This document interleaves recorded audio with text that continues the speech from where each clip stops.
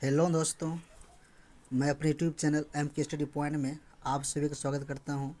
आज मैं फिर से एक नया वीडियो लेकर आया हूं और वीडियो आपका जो होगा वर्ग 10 के बायोलॉजी का चैप्टर 1 का सेकंड पार्ट आज होगा, क्योंकि मैं इससे पहले जो है पार्ट 1 को करा चुका हूं, तो आज पार्ट 1 होने वाला है।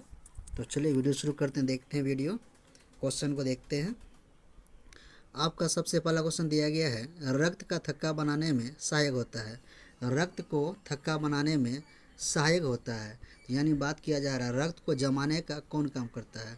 तो इसका आपका ऑप्शन नंबर इसमें आपका ऑप्शन हो जाएगा रक्त बिंबिकाणु। रक्त बिंबिकाणु, रक्त बिंबिकाणु, क्योंकि यहाँ देखा जाए अगर तो यहाँ पे रक्त को जमाने का बात किया गया है, रक्त को थक्का बनाने का बात किया गया है। यही अगर इसका उल्टा अगर बात किया जाए, रक्त को थक्का जो बनता है तो रक्त को थक्का कौन बनने नहीं देता है, यानी कि रक्त को थक्का बनने से कौन रोकता है। तो उसके लिए यहाँ पे आपका एक प्रोटीन होता है, इसका नाम आपका होता है हिपेरिन। वो आपका होता है हिपेरिन। हिपेरिन नाम का जो है हिपेरिन नाम का एक जो प्रोटीन होता है जो रक्त को थक्का बनने से क्या करता है, आपका ये रोकता है।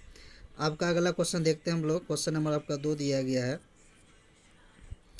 क्वेश्चन आपका 2 दिया गया है, पाचन क्रिया पूर्ण होती है। पाचन क्रिया कहाँ में पूर्ण होती है। तो पाचन क्रिया अगर देखा जाएगा तो ये आपका इसका ऑप्शन आपका हो जाएगा छोटी आंत में। तो छोटी आंत में क्या होती है, छोटी आंत में आपका जो है ये पाचन क्रिया क्या होती है, पूर्ण होती है। और एक बात आपको यहाँ पे जानना चाहिए कि पाचन क्रिया सबसे पहले कहाँ से शुरू होती है। तो पाचन क्रिया जो शुरू होती है वह आपका मुख गुहा से होती है, यानी कहाँ से होती है, आपका ये मुख गुहा से आपका जो ये पाचन क्रिया शुरू होती है। अगला आपका नेक्स्ट क्वेश्चन आपका दिया गया है, अगला तीसरा क्वेश्चन आपका है,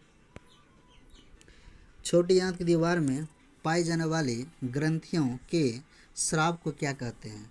तो ऑप्शन आपका ए दिया गया आंत्ररस है, दूसरा आपका सक्कस एंटेरिकस है, तीसरा आपका जठर रस है।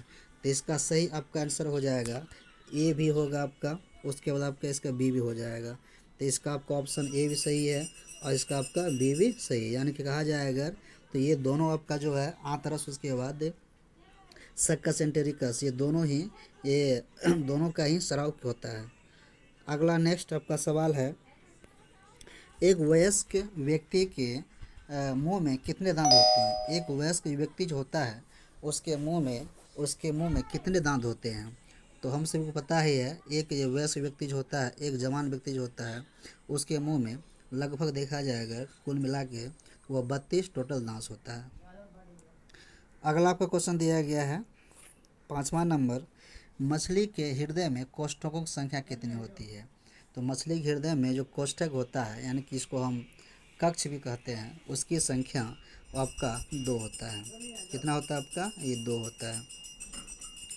वहीं अगर बात किया जाए मनुष्य के शरीर में, जो मनुष्य का हृदय होता है उसमें कितने कोष्ठक होते हैं, उसमें आपका इसका जो है 4 कोष्ठक होते हैं। क्वेश्चन आपका अगला दिया गया है, क्वेश्चन नंबर 6 है, स्वाद कलियाँ पाई जाती है। स्वाद कलियाँ कहाँ पाई जाती है। तो स्वाद कलियाँ आपका जो है इसमें आपका ऑप्शन नंबर इसका बी हो जाएगा, जीभ के ऊपरी सतह पर स्वाद कलियाँ पाई जाती है, जिसके द्वारा हम लोगों को किसी भी वस्तु को खाने के बाद जो स्वाद का एहसास होता है, तो इसी स्वाद कलियाँ के द्वारा ही एहसास होता है। क्वेश्चन आपका अगला दिया गया 7 नंबर दिया गया है, अमाशय के अग्रभाग को कहते हैं, क्या कहते हैं। अमाशय का जो अगला भाग होता है वो आपका कहलाता है कार्डियक। वो आपका क्या कहलाता है, वो आपका कार्डियक कहलाता है। वहीं अगर पिछला भाग का बात किया जाए तो पिछला भाग आपका हो जाएगा पाइलेरी। इस पाइलेरी को कहा जाता है पिछला भाग। और वहीं अगर बीज का बात किया जाए तो वो आपका होता है फुंडी। फुंडी को कहा जाता है बीज का भाग। क्वेश्चन आपका अगला दिया गया 8 नंबर, मुख गुहा का पिछला भाग कहलाता है, क्या कहलाता है। मुख गुहा का जो पिछला भाग होता है वह आपका कहलाता है ग्रसनी। वह आपका क्या कहलाता है, वह आपका ग्रसनी कहलाता है। अगला नेक्स्ट आपका सवाल है, निम्नलिखित में से कौन सजीव के मुख्य लक्षण होता है। निम्नलिखित में से कौन सजीव के मुख्य लक्षण होते हैं। तो सजीव का सबसे जो मुख्य लक्षण है वह आपका हो जाएगा इसमें श्वसन। श्वसन जो है सजीव के सबसे ज़्यादा ये मुख्य लक्षण होता है। आपका अगला सवाल दिया गया है,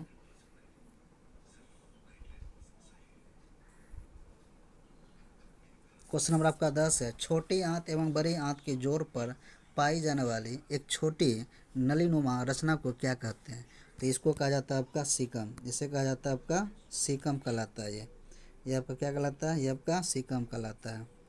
अगला सवाल आपका दिया गया है, छोटी आंत में भोजन के पाचन में निम्नलिखित में किस रस की भूमिका होती है? तो छोटी आंत में जो होता है भोजन को पचाने के लिए, इसमें जो सबसे महत्वपूर्ण जो रस होता है वो कौन सा रस होता है जो उसको पचाने का काम करता है? इसमें देखा जाएगा तो ये सभी प्रकार जो रस होता है, ये सभी प्रकार का रस, पित्तरस, अग्नाशय रस, आंत्र रस, ये सभी जो है भोजन को पचाने का काम करता है। अगला पुण्य सवाल दिया गया है, अमाशय में अधपचे भोजन के ली की तरह के स्वरूप को क्या कहते हैं? हमारे अमाशय में जो अधपचे भोजन पाए जाते हैं, रह जाते हैं, वो ली की तरह दिखता है, तो उस लई को क्या कहते हैं? उस लई को आपका कहा जाता है, उससे आपका कहा जाता है कायम।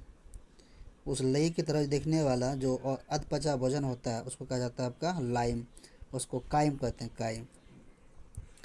अब आपको नेक्स्ट आपका सवाल दिया गया, निम्नलिखित में से कौन एमिनो अम्ल के विखंडन से बनता है? निम्नलिखित में से कौन एमिनो अम्ल के विखंडन से बनता है? तो इसमें आपका हो जाएगा अमोनिया। अमोनिया जो है ये अमीनो अम्ल के विखंडन से बनता है। अमोनिया के साथ साथ इसमें यूरिया भी बनता है, इस बात को याद रखना पड़ेगा, अमोनिया के साथ साथ यूरिया भी इसमें बनता है। अगला आपका सवाल दिया गया है, स्वपोषी पोषण के लिए आवश्यक है, क्या आवश्यक है?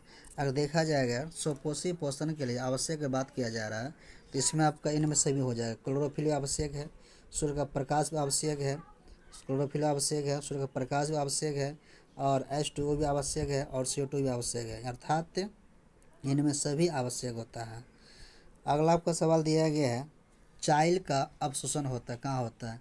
जो चाइल होता है इसका अवशोषण आपका होता है इलियम में। कहाँ होता है आपका? ये इलियम होता है। अगला आपका नेक्स्ट आपका सवाल है नंबर 16, मनुष्य के आहार नाल की कौन सी रचना अवशेषी अंग होती है? यानी कि मनुष्य का जो आहार नाल होता है उस आहार नाल में एक अवशेष अंग होता है, उस अंग का कोई काम नहीं होता, उस अंग को क्या कहते हैं? उस अंग को आपका कहा जाता है, उस अंग को आपका कहा जाता है एपेंडिस कहा जाता है। क्या कहते हैं इसको?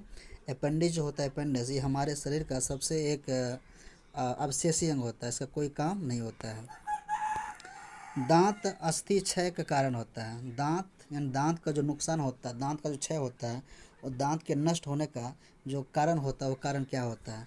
यहाँ अगर देखा जाएगा तो ये इसमें आपको ऑप्शन दिया गया है, मीठी चीज़ का खाना, उसके बाद आपका बैक्टीरिया द्वारा अम्ल का निर्माण करना, उसके बाद आपका फिर दिया गया दांतों की सफाई करना, तो इनमें आपका सभी हो जाएगा। अगला आपका नेक्स्ट सवाल है, डेंटाइन ऊपर दांतों की सुरक्षा हेतु पाए जाने वाले कठोर पदार्थ को क्या कहते हैं? परत है। तो डेंटाइन ऊपर दांतों की सुरक्षा के लिए जो एक मोटी परत पाई जाती है उस परत को क्या कहते हैं? तो उसको आपका कहा जाता है इनामेल। इनामेल जो होता है ये बहुत ही कठोरतम पदार्थ होता है, और ये सफ़ेद टाइप का होता है, परत होता है। आपका अगला सवाल दिया गया है, पैरामीशियम में भोजन का अंतर्ग्रहण होता है। पैरामीशियम जो होता है भोजन का अंतर्ग्रहण किसके द्वारा करता है? अगर देखा जाए अगर तो पैरामीशियम भोजन को ग्रहण करने के लिए एक खास विशेष अंग तो नहीं होता, लेकिन एक छोटी सी अंग होता है जिसका अपना नाम है सिलिया। सिलिया के द्वारा ये क्या करता है? अपना भोजन का ये ग्रहण करता है, अंतर्ग्रहण करता है। अगला आपका सवाल दिया गया, प्रकाश संश्लेषी इकाई क्या है? तो कभी कभी क्या होता है क्वेश्चन में, यहाँ इकाई के बदले अंगक रहता है। जब अंगक यहाँ बोला जाएगा, जब अंगक रहेगा, अगर सवाल ये रहेगा प्रकाश संश्लेषी अंगक कौन है, तो वहाँ आपका इसका क्लोरोप्लास्ट हो जाएगा। और वहीं अगर ये रहेगा प्रकाश संश्लेषी इकाई क्या है, तो वहाँ आपका हो जाएगा इसका क्लोरोफिल, वहाँ आपका क्या हो जाएगा? क्लोरोफिल हो जाएगा। इसके बाद अगला आपका सवाल दिया गया है, क्वेश्चन नंबर आपका 21 हो जाएगा, प्रकाश संश्लेषण क्रिया का मुख्य उपोत्पाद क्या होता है? यानी कि जो प्रकाश संश्लेषण प्रक्रिया होता है उस क्रिया के फलस्वरूप जो भी चीज़ें बनती है उन चीज़ों में सबसे मुख्य उपोत्पाद कौन होता है? तो देखा जाएगा यहाँ पे ग्लूकोज भी होता है, ऑक्सीजन भी होता है, जल भी होता है, लेकिन इन तीनों पर देखा जाए जो सबसे महत्वपूर्ण होता है, मुख्य होता है उपोत्पाद, तो वो आपका होता है ऑक्सीजन। ऑक्सीजन सबसे मुख्य उपोत्पाद होता है।